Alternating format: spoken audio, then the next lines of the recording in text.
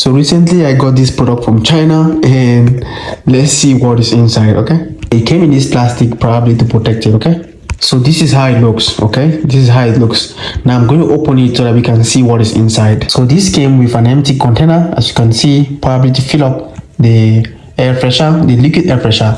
And now I think this is what does the work. Okay, if you look closely, you will see what looks like a nichrome wire. All right, and for nichrome wire, once current passes through, it gets hot. Now once this gets hot, it's going to, I think it is going to produce some vapor. Okay, and it is this vapor that comes out like this. Okay, so this is real engineering, guys. This is real engineering. All right, so let me just try this product with some air freshener. Okay, so I fill it up to this point. Now I'm going to put all this together so that the work can be done. Close this up. So I'm going to plug it on charge. As you can see, this is the plug right here. Okay,